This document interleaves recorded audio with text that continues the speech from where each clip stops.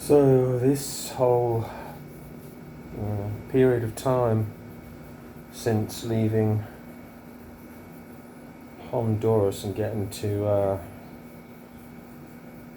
Iquitos was fraught with things whose origins lay in Thailand.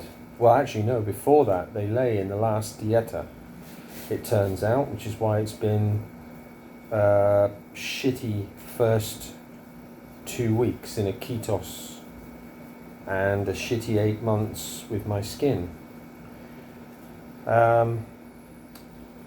So this is about ceremonies 70 to 72, which were completed last week. It's now Monday, the 29th of October, so started the retreat last Monday, but the week before that was absolute hell because I crossed the diet, according to the shamans, Americo and Lilia, who are the nicest shamans I've met so far. I would actually trust them now outside of the retreat, unlike all of the others who basically his primary goal was to get money to do their own projects, which is always the case with Peruvians. Shamans are no different in that respect when you go private with them. Even though they're wonderful people generally, and fantastic shamans obviously at the Lighthouse Retreat, because Joshua always makes sure he gets the best and he tests them first too. And Joshua's up to 90 ceremonies now. I saw him on Saturday. All this nonsense, but he's my brother and I love him, and without him we wouldn't have the best retreat in Iquitos. So it was nice to see him again. He's very well, looking very well. And obviously catching up with everybody. Lady, they've had problems there. The atmosphere wasn't the same, but anyway, the reasons, this is a long story unfortunately, because I made a second huge mistake and I upset the plants by not completing the dieta back in February, because I only did the month and not the 3 months, and got Maestro Rusbel to break the dieta. Plants don't like that.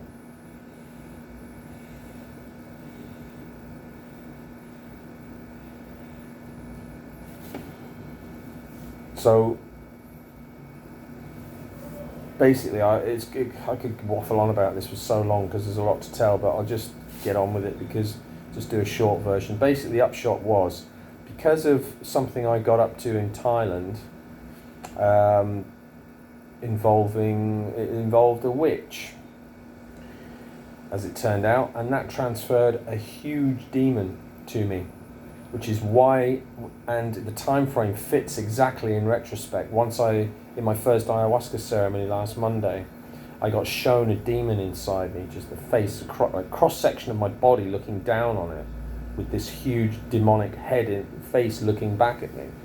And Mama Ayahuasca saying, the demon's inside you, which of course that's where they always are, in the spiritual sense. They can't be anywhere else, can they?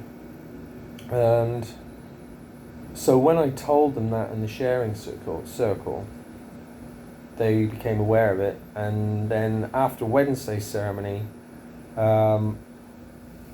Maestro Americo had to replace the two bones in my foot, because the upshot of this, and this all falls into place now, because as soon as I arrived in Iquitos, I didn't feel the usual happiness to be here at all. It's like it felt like I shouldn't be there, like I'd made a mistake coming back.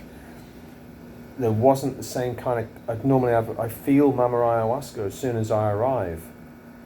And that wasn't the case. It was a really low energy sense. And of course, demons and demonic weapons can block positive energy and stops shamans seeing you in ceremony.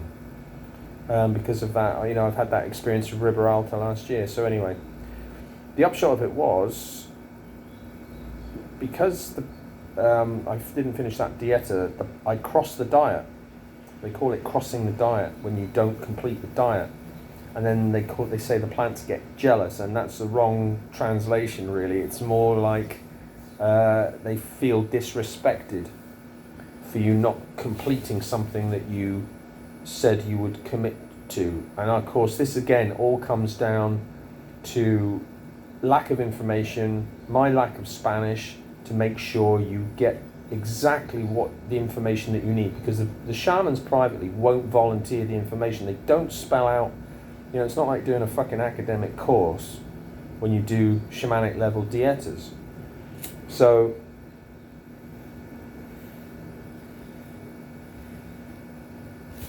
and of course the consequences for shamanic level dietas, if you fail and you're in deep enough and you fail, is madness or death.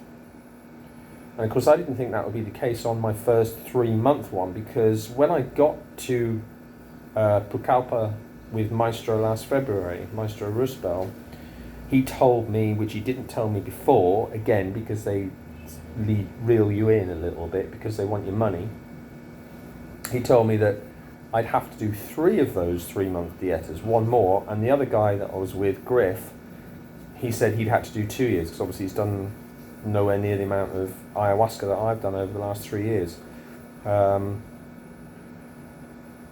So anyway, that seems to be the majority of the explanation why I was still always suffering when I was traveling with negativity and a lot of things going wrong, because the plants were fucking me up, basically, attacking me. And of course, inevitably, you know, I met a witch character, which she probably doesn't know, but probably having an infection by a witch, she probably doesn't know she was a witch, but I should have known. And in the ceremony on the first night, this process was shown and explained to me, both visually, in visions, and with Mama Ayahuasca talking to me, although it wasn't a strong connection because I was dirty.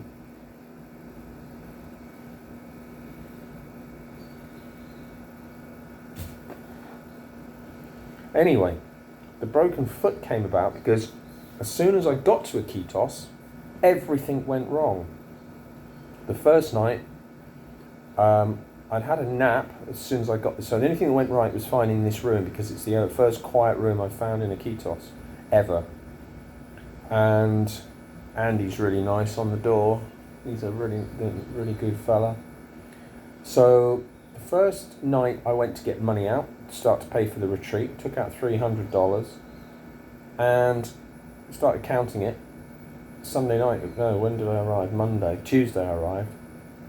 So Tuesday night, counted it, exactly the same machine 2 years ago that I left my card in. I did exactly the same fucking thing because I was so tired after 30 hours of travelling with no sleep. And now I realise also probably the effects of the plants. Horrible to be back here. Iquitos so full of bad energy. It's just the same shitty place it ever was. Loads of fucking scrounging pricks everywhere, fucking hands out and hassling you for fucking money for nothing. Prostitutes sitting on the bench, or you know, trying to chat you up for fucking massages and then asking for money for food and the usual shit. Just people won't leave you alone as a gringo. Hassle the gringos. So that hasn't changed. So that was the first night that went bad. Left my fucking card in the machine. Next day went back. Of course, no, it hadn't been handed to the security guard. And then I went out for a coconut later that evening, and I felt a wave of dark energy, but I wasn't sure at the time. Thought I was still tired, even though I'd slept. You know, recovering after the trip, after all the travel, and felt like a brain fog and a confusion. While I was drinking this coconut, and I thought, just get back to the hotel, smoke some Apacho. And I kind of had like 2 choices, like go in front of the traffic or through it, and I kind of chose the short route through it, and then the traffic started to move, so I didn't look at the lights. So I was looking at the traffic as it started to move, and my foot went down a pothole and twisted my ankle, nearly fell over. So then hobbled home. It didn't feel too bad at the time. But the next day, walking around, my ankle was really bad. I was hobbling around, and then that stressed my back. And then so the day after that, I woke up in the morning and my back was out. That same night, I had a migraine. So all of these things, and the foot was fucking agony. I had a day, and I could. So now I got my back out and a twisted ankle. So just getting from here, this bed, to the bathroom was hard enough. So I was stuck in this room for 2 days. So by the time, and then I got a migraine that evening. Something else, about 6 different things fucking went wrong. It was just a shit week. It's the whole week arriving here, everything went to shit. So anyway, the next problem then became, fuck, I hope I can get walkable enough to actually be able to get on the boat and everything and actually climb all the steps up to the retreat. So anyway, I couldn't get out to get food. Never thought about takeaways from having deliveries from Cafe Dawn, because I was really determined to stick to the Aya diet from the start of Tuesday, as soon as I arrived, because I only had 5 days to do the Aya diet to get prepared for the first retreat after 8 months. So it was just a completely shit first week. But anyway, then I was starving, so I had to contact Gino and ask him to bring me some food and water, and he brought me fruit and some potato from fucking Portales restaurant, which is in the supermarket, and it had mayonnaise in it, and I was starving, so I ate half of it. And I hate mayonnaise, I fucking hate it, but I ate half of it and then just thought, I just don't feel good about this mayonnaise. So I didn't eat the rest of it and just had the coconut and some mandarins and an apple that he bought, and that got me through the night. So, and then something else happened. Something else bad happened. But anyway, oh yeah, that fucking mayonnaise. The day after that, I started getting very mild kind of stomach churns, like an infection. But it wasn't bad at all, but it was still annoying, like periodic, every 5-10 minutes, this churning, like hunger, but when you get a churn with it. I thought, fuck, I've got a stomach infection as well. And that lasted for about 5 days, even through the first ayahuasca ceremony. 2 days later, it was still there, even on the retreat food. So anyway, all in all, managed to fucking get there, and once I got to the room, and then once I'd had the first ceremony and got to know Maestro Americo and Lilia a bit better, because they came to my room for the shaman chat on the day after the ceremony, because I couldn't walk to the Maloka at that point. About 5 o'clock in the afternoon, walking around on it to go down to breakfast, and it, was starting to hurt again, and it was really painful. Gino brought me painkillers that were excellent, anti-inflammatories and painkillers, and they killed the pain the first night, so that was good. But I didn't want to take any more. I wanted to take as few as possible to not, for the plants, for the diet. And so anyway, what they knew once they came to me to, I think it was it was after they took a look at it and said, oh, you've got some bones out. So after Wednesday's ceremony, they removed the demon, because they knew about it. And instantly, my whole body rash just disappeared the next day. It was incredible.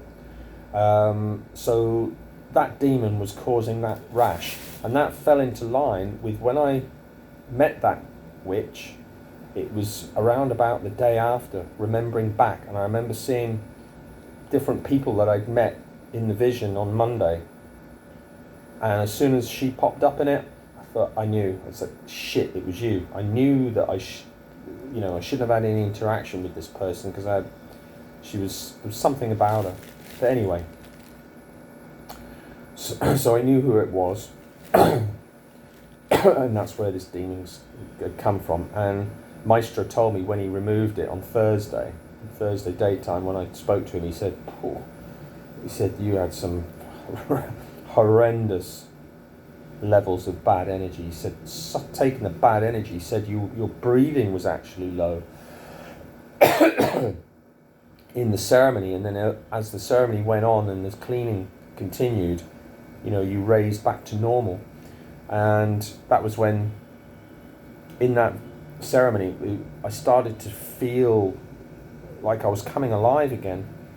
And in the ceremony, I kind of put my hand on the floor, and I was imagining having, just on one arm, having the spiders, the scorpions, and the snakes climb up my hand and wrap around my forearm to give me that one level of shamanic energy back from the best vision I ever had when I was a Shipibo shaman in a ceremony last year with Maestro Arias. It was amazing, one of my most powerful visions ever.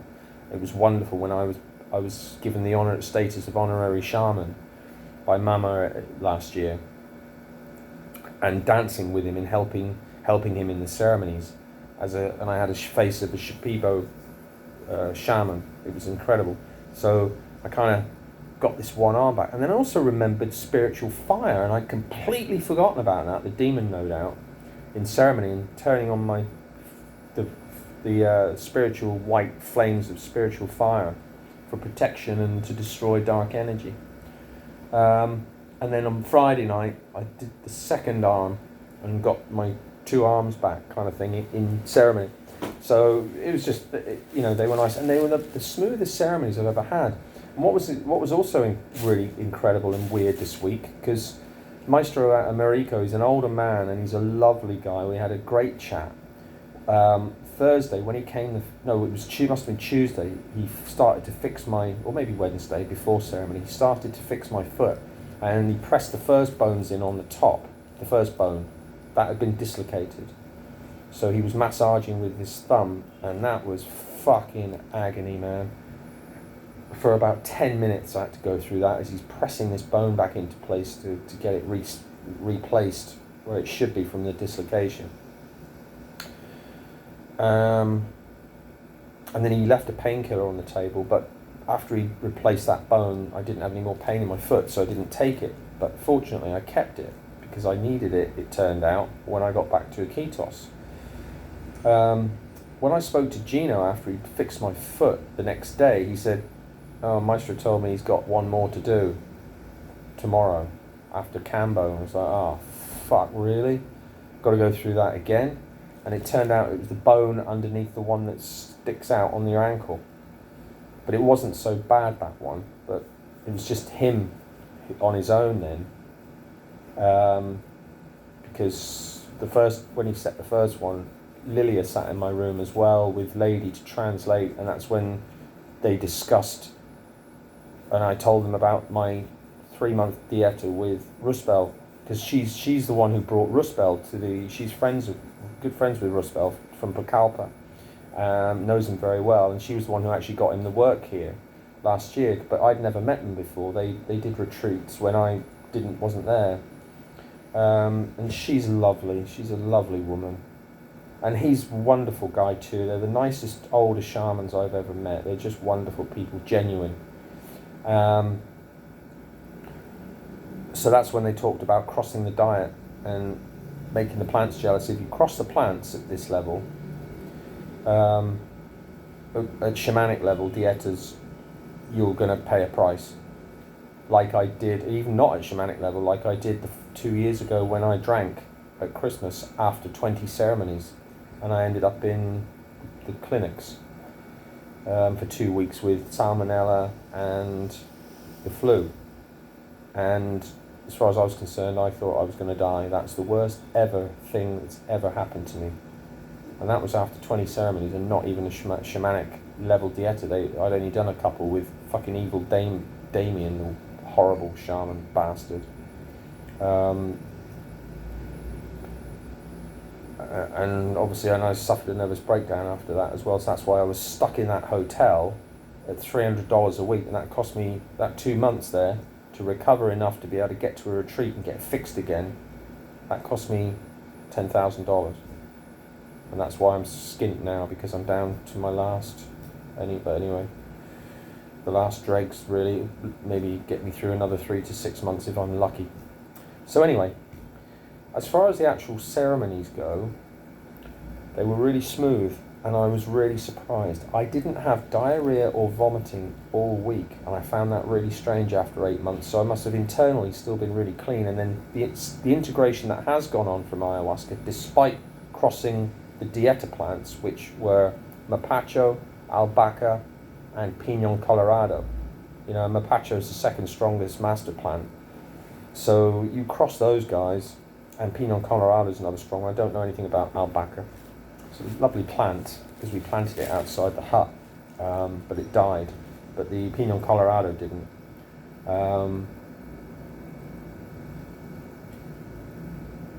So some of the things that were interesting, kind of usual in ceremony, the first night, obviously I just treated it like I was a complete beginner again. I didn't know how Mama Ayahuasca was going to respond to me, if he talked to me at all, because I just had this overall feeling because of this negative energy I was carrying, but didn't realise it at the time. I didn't know about the demon. First ceremony, I wasn't nervous, but when the drink hit, I had a third of a cup, that was all, and I got the intense anxiety, usual stuff, but it faded really rapidly. And I didn't want to push it. I felt okay in that ceremony. I just wanted to get the first one under my belt again to find out where I was. I didn't do a second cup, but the second one on Wednesday I did a full cup. Was it? Yeah, I did a full cup because I knew I needed the cleaning after finding out about this demon. I just wanted to get clean. And so I had some usual things that I've had before, like the alien kind of, when the cleaning starts, you get like the alien mask clipped to your face. It's like metallic structure, and it goes over your eyebrows or over the top of your lips and around your chin. It's like a thin band of metal in the visions, and you know that the cleaning spirits are. This is where I personally think this is where alien abduction hallucinations come from, when people are dreaming and their brain is overproducing DMT. I think they're having a spiritual experience, but of course most people who have the alien abductions are normal people and they don't know anything about ayahuasca spirituality or DMT spirituality. And I think that's what that phenomenon is, when people believe they're in a fucking UFO and on an operating table with strange technology. That's quite, I've had that quite a lot in ayahuasca. And I know now that's just like the cleaning agents, the cleaning spirits are kind of using, it feels in a vision to you like it's an alien technology, where the ayahuasca's finding out what's wrong with your body and your spirit, your emotions, your psychology, etc., physicality. And I like it. It's a strange feeling because you trust the plant spirits. And then another thing that happened that was weird, which I was really hopeful was trying to fix my internal damaged amygdala, probably, was I felt at one point, I was lying on my side, I didn't feel ill or anything, but I was pretty laid out, with the cleaning, but had no stomach problems, no potential to vomit, because I'd actually, I did do the Aya diet for the week, and I'd eaten almost nothing after getting the stomach bug thing too, because I wanted to starve it, so I only drank water during the day and to get myself used to having minimal meals at the retreat. But there was this, it feels like a finger, but it's the root, kind of like a root of a plant being growing in through the temple and into the center of the brain, and it's kind of comforting. And I thought, oh wow, I hope that's one of the cleaning entities actually trying to find out what's wrong with my brain chemistry, why I still suffer deep depressions or really low moods that puts me straight back onto suicidal ideation and just, oh fuck all this, I'm too old for a fucking life, I can't be arsed with it. And after the experiences at the school in Honduras, I don't want to fucking teach, ever again with fucking teenage entitled, social media infected teenagers that are just a pain in the ass because they don't want to learn and they're rude and disrespectful, etc. So that was nice, and that came back again on the Wednesday, although I was thinking, oh yeah, please, fix this internal brain chemistry that causes this negative emotions, especially first thing in the morning. But it was busy in the Maloka at that time with people in and out going to the toilet and whatnot, and it got disrupted before it completed, so that was a bit of a shame. The group as well was the worst group I've ever been in. There was a clique of 3 Polish, one bloke who was 43 and 2 younger girls about 30. And the girls were nice enough. I mean, they're all nice enough people, but the first conversation I had on the first day, normally I'm so used to doing my just little bit of a role of helping people understand ayahuasca that don't, or even no matter how much research, just give them my tips of how to get through the first ceremony. If they find themselves in, struggling in difficulties, give them my usual tips, people who normally suck that stuff up because they're really interested, and they certainly don't know about the role of the shaman. You don't get that information properly on YouTube, because most people on YouTube talk about ayahuasca just talk about their wacky visions, man, because they're only first timers and they've only done, it's their first week in a retreat, and they think they're, woo, oh, I've done ayahuasca, now I'm special kind of shit, if they're on YouTube talking about it. To talk about their specific visions and what it might mean and all this shit when they have absolutely no understanding of any of it at that level. You can't on your first one, your first week, your first 2 weeks. You can't. It's too complicated, and you have to do a lot of ayahuasca and work with, do a lot of work with it before you start to put the pieces of the puzzles. And even then you'll know nothing, really, to be honest. Certainly not how it really works, what shamans know, unless you're a shaman. It's knowing the path and walking the path again. So anyway, this guy, he cut me off immediately. He was one of these guys, and they turned out to be, for me and Gino, because Gino came to the same conclusion after talking to him, that he was a know-all. No matter what, he had his fixed worldview that science knew everything, and it was all a function of the brain. So just ayahuasca tourists.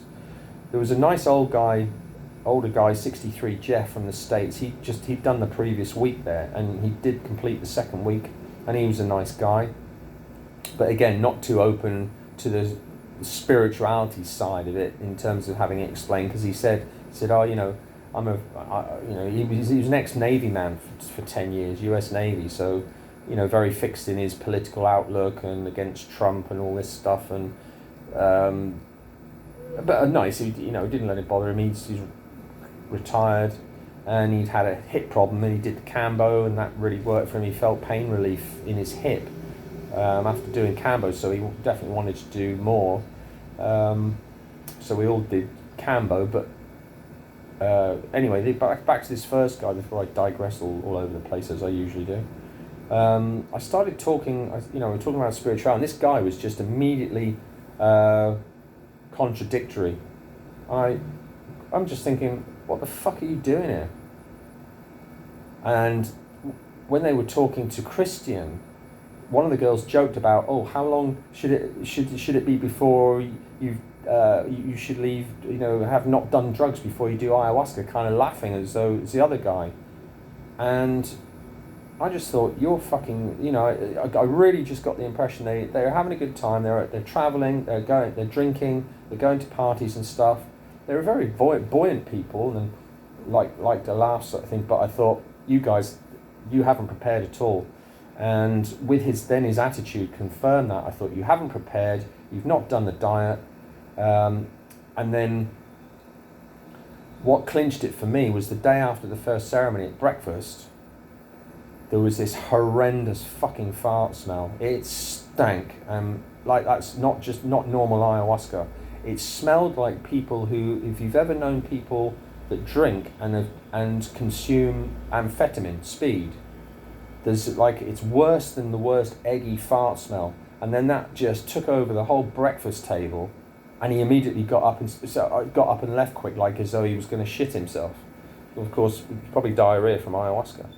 And that to me was another giveaway, because I know what that smells like, because I've smelt it on my sister after she's been doing speed and partying on ecstasy and stuff back in the UK. it's a horrendous guts. And then he actually did it in ceremony on the last night, during Arcana. We'd had, when the shamans come around to seal you and they give you their personal Icaros, which is common sometimes depending on the Shipibo tradition, they move around the beds.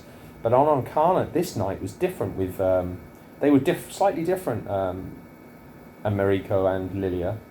At one point, toward the end, about 3/4 of the way through the ceremony, they asked us all to get off the beds and actually come and sit on the mat in front of them to have a couple of Icaros sang. And this fucker was next to me. And again, he dropped his fucking guts, and it was the same stink of this fucking amphetamine stench. I thought, in front of the fucking shamans, you fucking prick. And next thing, he knocks on the floor and then has to get taken to the toilet, no doubt, to shit himself. It's just so that created, and because of my foot, I couldn't get out of the room much anyway, and that suited me, because after the first conversation with that guy, within the first 15 minutes, and he cut me off, and then he tried to turn the world view of Taoism, the dark side, as if it was me. Steve, but life's beautiful. Why have you got such a dark view of life? He didn't even allow me to explain. He knew nothing about me.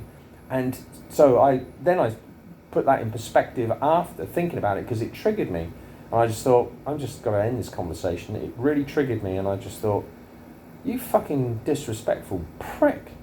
You don't even want to have somebody who's trying to help you for your first ceremony and explain the belief system of the Shipibo. And when I thought about it, absolutely, it's not just, even if he didn't like me as a person, or just thought I came across as whatever, just someone know all myself. But I was just saying, if you guys want, I'll give you some tips and some background, and started to explain. And then he just cut me off.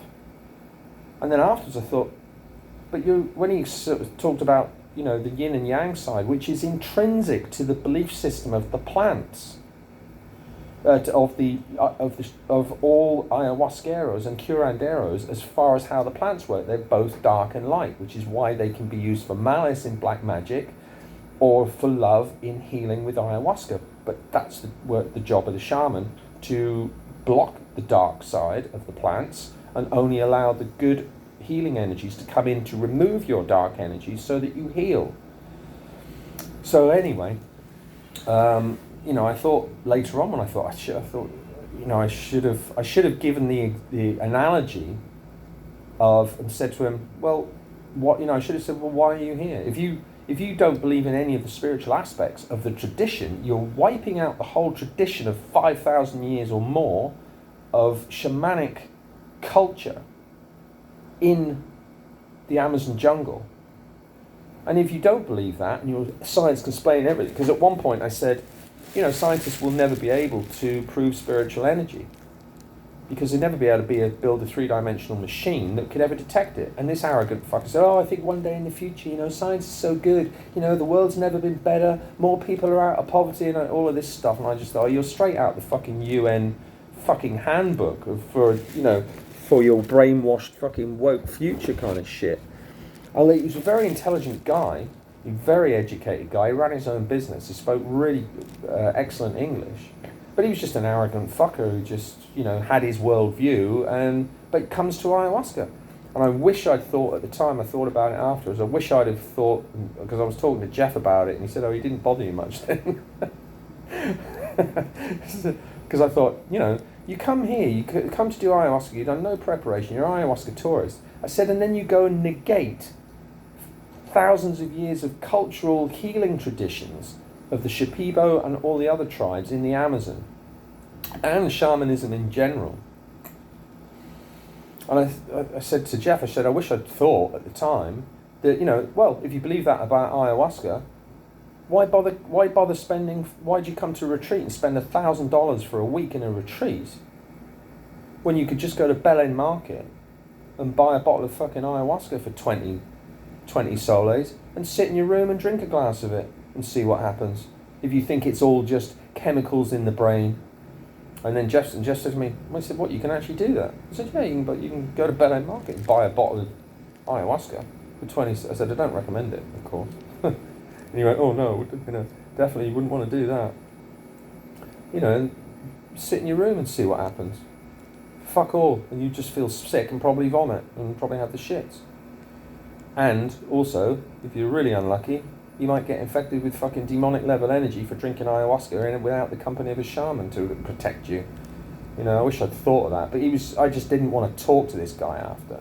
And then, I mean, I did, and you know, I kept off the subject of ayahuasca. Just asked him how his ceremony went and what he thought, and he was, yeah, it was good, kind of. But he did struggle. He was in and out of the Maloka, and when he went out the Maloka, he didn't come back for fucking ages, like half an hour, 45 minutes. So he's probably sat in the bog or vomiting or something in the toilets.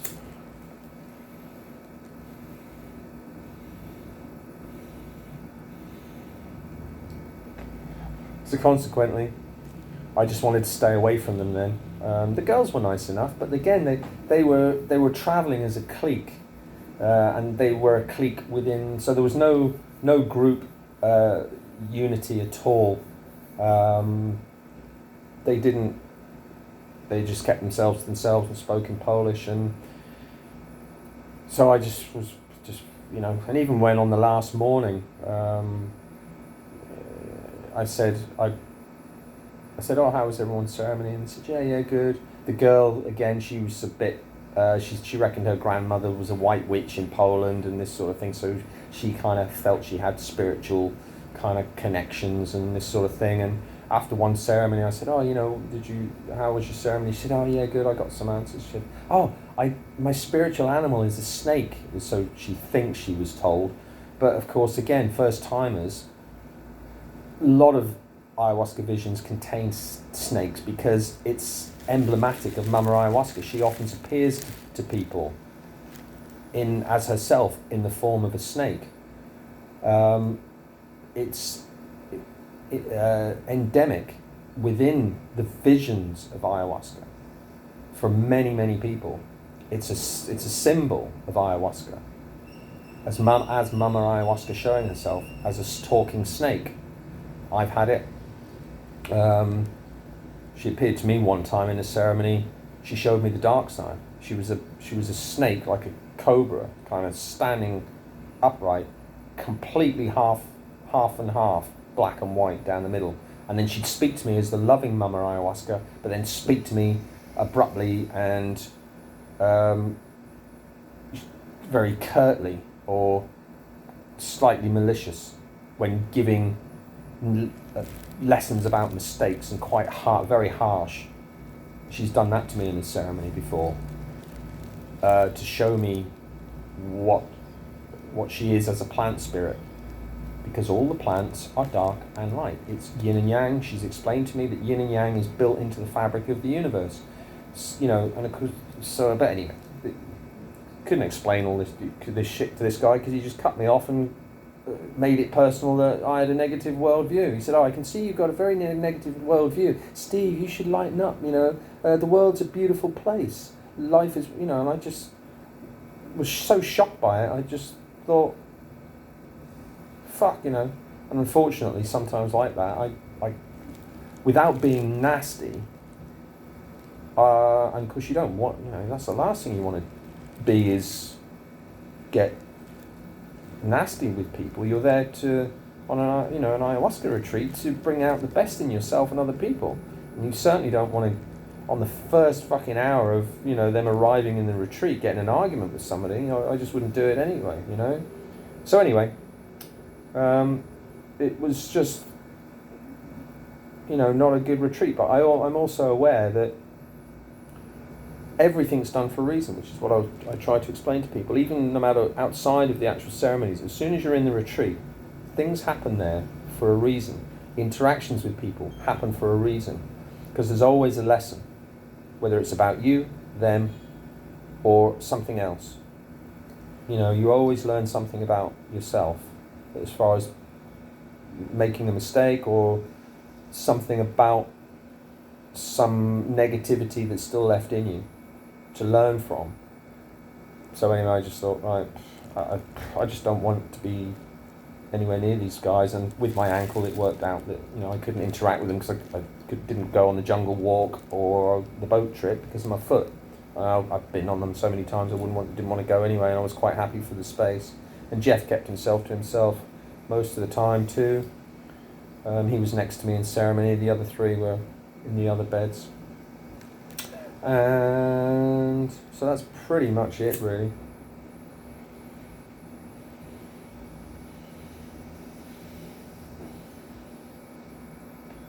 So as an overall retreat experience, it was probably one of the worst ones I've had. As far as people go, they were the worst group I've ever been with. But other things obviously came to light which were wonderful. And to meet Americo and Lily, I'd love to work with them again. But they're not back at the retreat next week. Next week when I go back, it's Jairo's brother, Antonor, who I haven't met.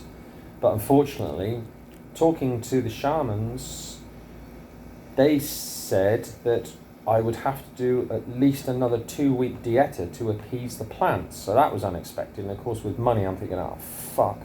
So now I've been through all sorts of stuff in my head about what the fuck my direction is. And after having the suicidal ideation again and at the beginning of the week, and with my foot, which was fucking agony in this room before I got the painkiller, I had to go through a whole day of absolute agony and handle it. That's the suffering I deserve from the plants.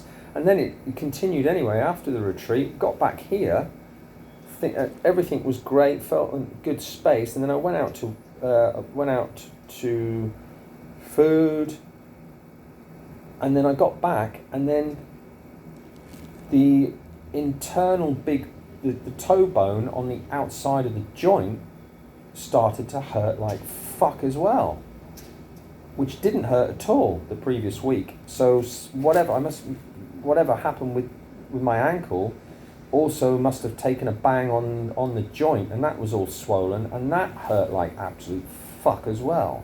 So I had to have another day of that, but I had that painkiller that Maestro had given me when he moved my foot, but I didn't need afterwards, and I'd taken it back. I mean, I still got 3 Tylenol.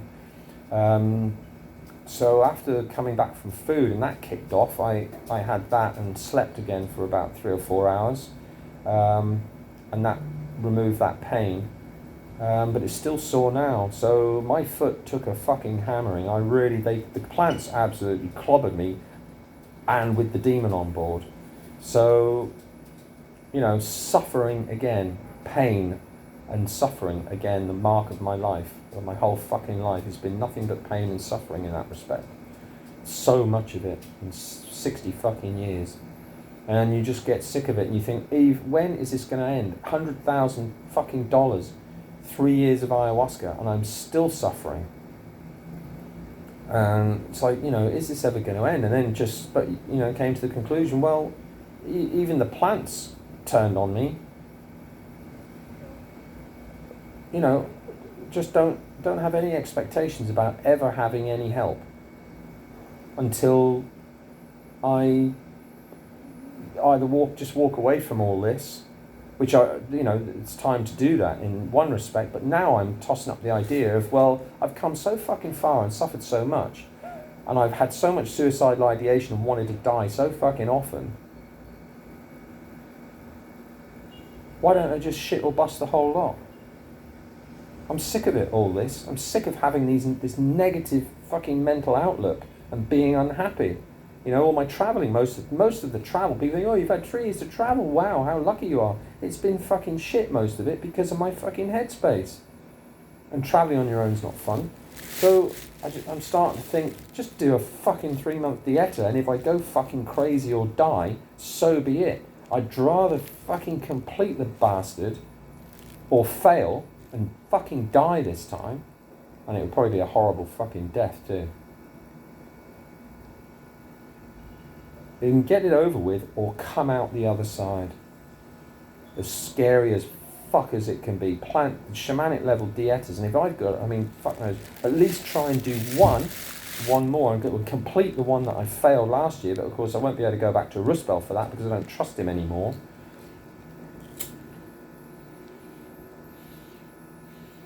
Because when I was talking to Lilia,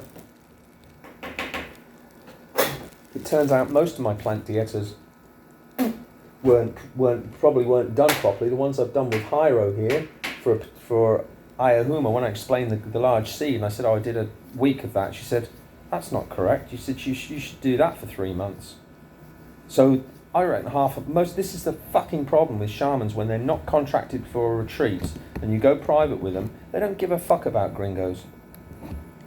So finding any fucking Peruvian shaman that's not interested in taking your money first rather than treating you as a paying client and doing a good job. And of course, they don't explain the process clearly. You have to ask everything. And if you don't know already, how are you going to know what to ask? So,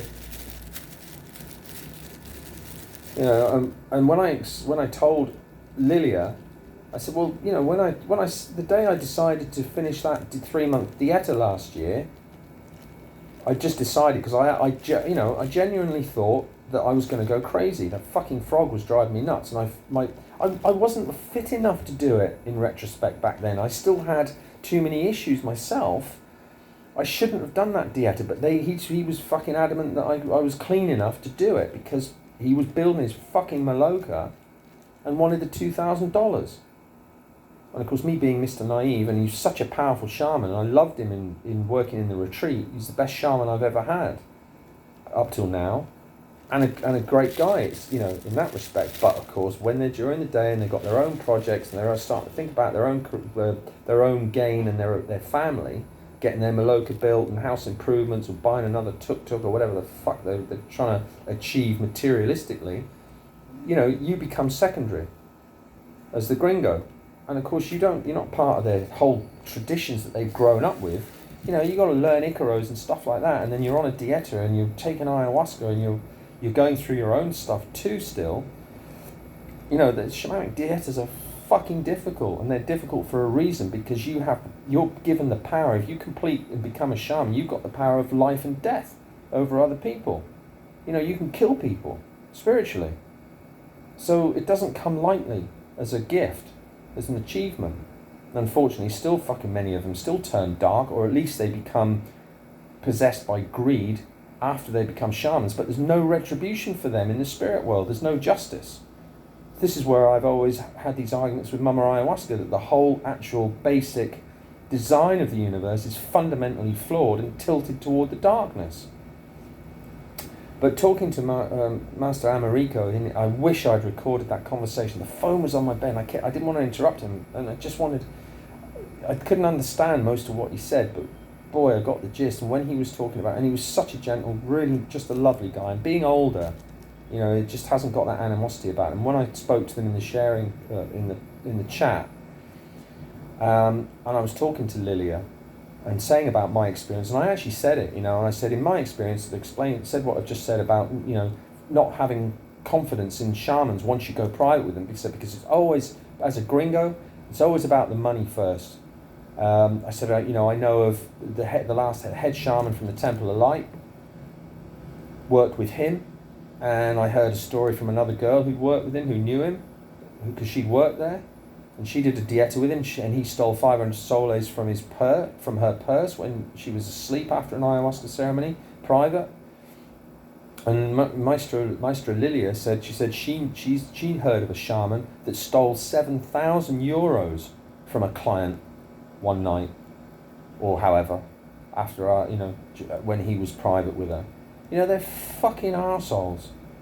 Shamans or not, I've got so much respect for shamans, absolutely, but as the people during the day, they can be fucking total cunts, because it's fucking Peruvian mentality, and they don't like gringos, most Peruvians. They just don't like us. And they got no fucking respect, and they haven't got a Western sense of morals like we do, or certainly not a Christian sense of the 10 Commandments or the fucking 7 deadly sins. So I've got no fucking respect for them as humans, but I've got so much respect for them as their ability of shamans, and to be able to become shamans, because I know a little bit about what it takes to get there, having failed one. And that now makes sense as well with the end of that dieta, and that's what I told her as well. I said, well, when Roosevelt came to the huts that day, and I'd made my decision that I wanted to leave and go to Vietnam, I never intended to be a shaman. I just wanted, I went under erroneous purposes from not having things explained to me properly. When I joked with Roosevelt, I said, is it true that if you do shamanic dietas, if you do the shamanic level dietas to become a shaman, and you fail, you can die? And he went, or go mad. So that was also on my mind. Before I got so deep into the first dieta, 1 month, and I started to really suffer with mental strength and ability to meditate strongly enough on the plants, although I did get up to fucking meditating for 3 hours at one point. Because you're supposed to meditate on the plants at least an hour a day while you're there. Meditate on the plants that you're connected to stay connected, because that's how it works. And the day that he arrived, he came and visited us in the afternoon. I said, Maestro, before tonight's ceremony, I've decided that I don't want to do it anymore. Can you break the dieta tonight? And he just went, yeah, okay. He didn't explain, Steve, look, you shouldn't do that, because there will be consequences. If you break the dieta, the plants will become jealous, as the Shipibo call it, although it's the wrong translation. It's more like disrespected, and the vengeful side of the plants, the dark side, the malicious side, will punish you. That should have been explained. And then, even after doing only 1 month of a first shamanic level dieta, of which he told me I would have to do 3 before not even explaining what would happen. Would I be a shaman after that, or the beginnings of a shaman, and have the plants sing to me and that kind of stuff? None of this is explained to you. And of course, it doesn't help my Spanish is shit, because I can't understand much, of what they say, even though I can speak quite well now. So anyway, I feel good this morning, but I was in a shitty space yesterday. I've been in a couple of days, but then that's probably just normal integration as well after a week of ceremonies.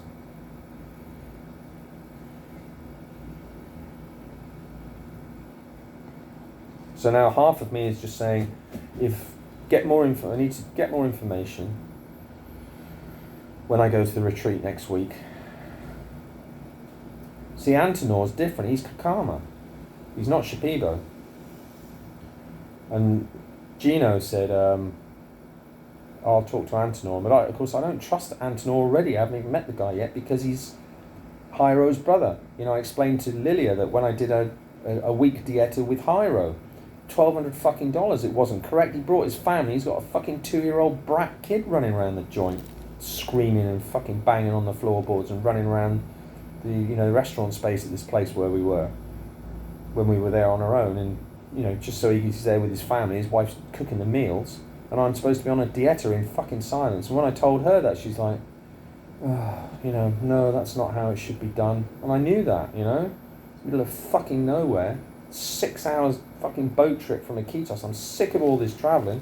I don't even want to go to Pucallpa to do another one, but I might have to, just to do 2 weeks one, to appease the plants.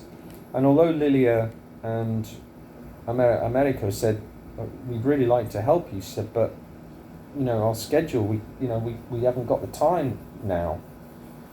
So, and that probably would have meant going to Pucallpa, down to wherever that they are in Pucallpa, a different village again, and that's probably fucking miles up the Ucayali River from Pucallpa, like fucking Roosevelt village was.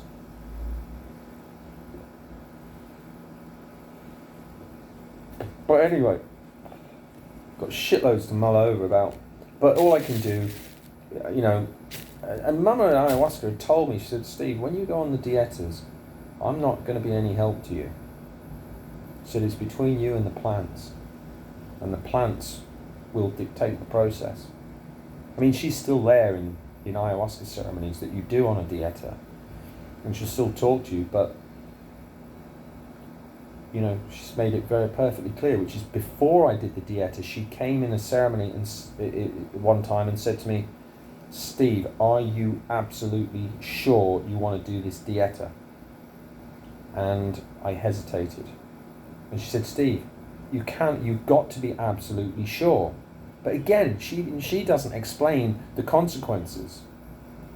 You know, for the first one, not say, Steve, if you commit to the dieta, you must complete it. If she'd have said that, I'd have fucking known.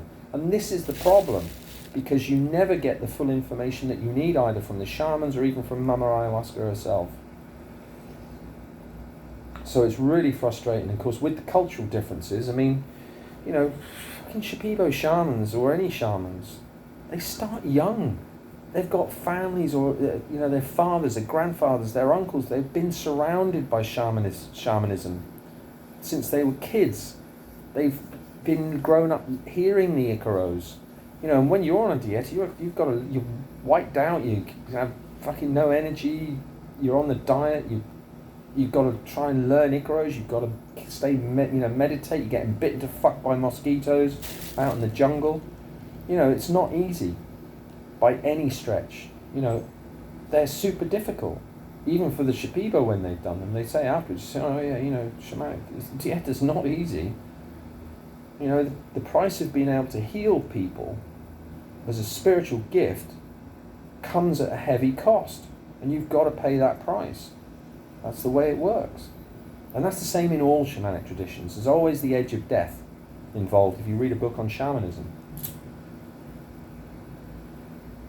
Loads of different cultures are different. Some are horrendous. You know, North American tradition might be a month in a cave, freezing to death, no food at all for a month. The Eskimo tradition's fucking freezing your balls off for 3 months in an igloo, with just your shaman visiting you to bring you a bit of food. You know, fucking freezing to death in those conditions, and happen to be so weak by the time you leave the igloo, after your month in the fucking wilderness, you know, you can't even walk. You know, you're sledded back to the village when you complete the journey, depending what tradition it is. Some of them are horrible and gory, cut the heads off fucking horses and stuff. At least the plants are quite nice in that respect. But they're still difficult. And what they might put you through in terms of testing your strength of mind, which is what happened to me. They only needed to put a frog outside my hut for 24 hours and trying to meditate, and I just drove me fucking nuts, because they're trying to weed you out, and they did. They weeded me out, because if you're not strong enough, you know. But like I explained to Lily, I said the thing was, in retrospect, I wasn't ready for it. I wanted to complete the journey here before I went travelling. My naivety, I thought, I just want to see if the plants will sing to me. How am I far enough along so I could have that experience, and still didn't want to become a shaman. But thinking about it now, it seems clear. But my head was still being remapped. You're still confused. I'd done 10 months of ayahuasca and not had any integration.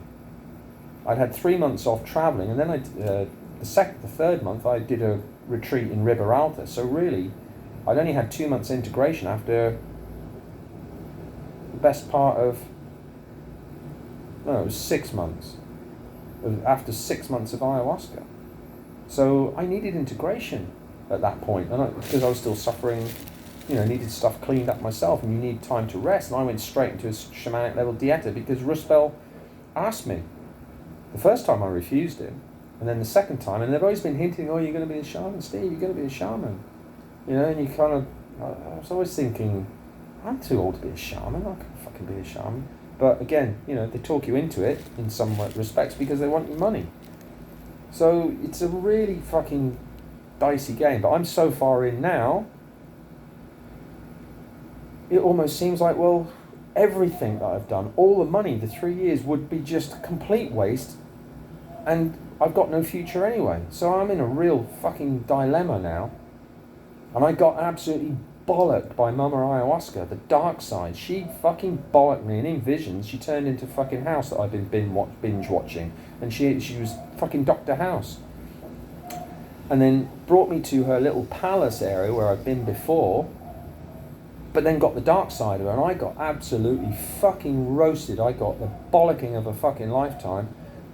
Your behaviour's been absolutely abhorrent. We expect so much higher standards, and you know this. You've had the training. And then she fucking poked me with his stick back through the entry doors So I fell downstairs in this vision. I got absolutely fucking bollocked. She said, "You're lucky we even allowed you to enter this space at all, or come back at all." It's like, fuck, and that was, I wondered that before I even, as soon as I got off the plane at Iquitos, I wondered if I was welcome, but that, So it's been a really fucking big, shitty 2 weeks. So, this is it, kids. If you go fucking far enough in ayahuasca and because you're on the shamanic path, whether you realise it or not, it's just a question of how far you want to take it. Which is why you only ever do 2 weeks of a retreat maximum, and then you get closed down again to go back to normal life, and that's fine if you continue to do that, like I have for 3 years. But once you start doing dietas and don't complete them, and if you go drinking, oh fuck, if you go drinking like in a week after doing an ayahuasca retreat, again, serious. Ida told me a story a couple of years ago where she knew a girl who did that. She was a musician and went partying immediately after ayahuasca. In the same week, she'd just done a week of ayahuasca. She ended up in hospital and nearly died. Because you're insulting the plants. They've given you a massive amount of cleaning and healing, and effectively they perceive it as you're throwing that back in their face. And then the dark side of the plants are don't fucking wear that hand nicely, and they will send bad energy to you and make sure bad things happen and make you ill, if not kill you. She ended up in hospital, this girl, for a week, on the edge of death. Ida went to visit her.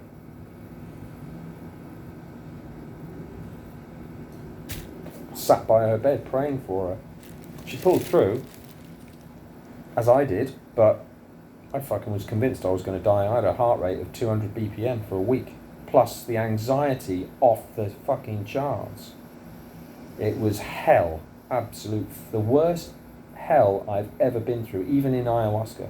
No ayahuasca ceremonies come close to what I went through in real life, what happened to me in Mankara 2 years ago.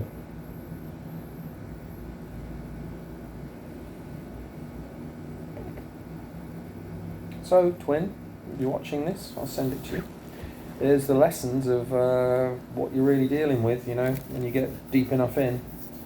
If that's what you've been led to believe that you're called to in some respects, or led down a garden path, so to speak. But don't get me wrong either. I don't regret any of it. It's been the best thing that's ever happened to me, and in many cases the most beautiful thing that's ever happened to me. But it is cut and dried, it's yin and yang, And I think, the idea is so that you become so aware of both. That's the true lesson of the Taoist symbol.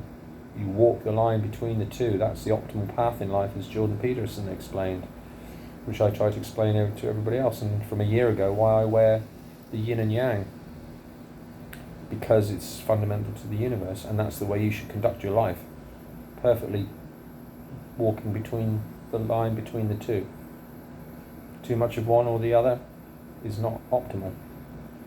And of course too much darkness, well, that should serious depressions and suicidal ideation, which is what I've suffered from most of my life. But so there's the lessons, Mr. Robbo, John Boy, of these things that exist in the universe, and it's real, and the consequences are real, and it's not to be taken lightly. Spirituality is real. Oh, but put it on the light side.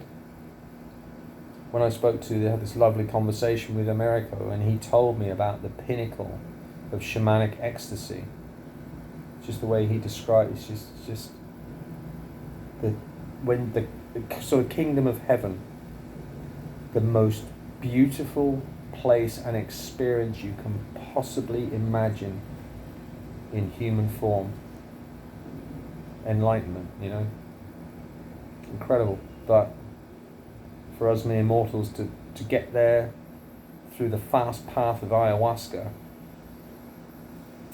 it's a fucking hard path. You have to sit on the fucking mountains of Tibet and meditate for 30 years to get there, but you can get there in 3 on ayahuasca if you work hard.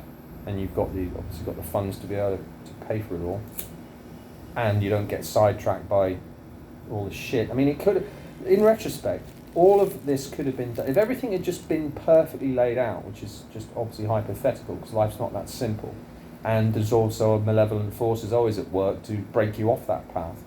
But really, I could have done all this I could have done the healing and everything that I've had, or the amount of ayahuasca, in 2 years, and not wasted or had so much money ripped off from me. I'd probably still have 50 grand left from the amount that's, I've lost, wasted, and had ripped off. And the bulk of that was the sort of 10 to 12 where I was stuck in that hotel with a nervous breakdown after I went on got sucked back into alcohol and went on a fucking Christmas and New Year benders 2 years ago.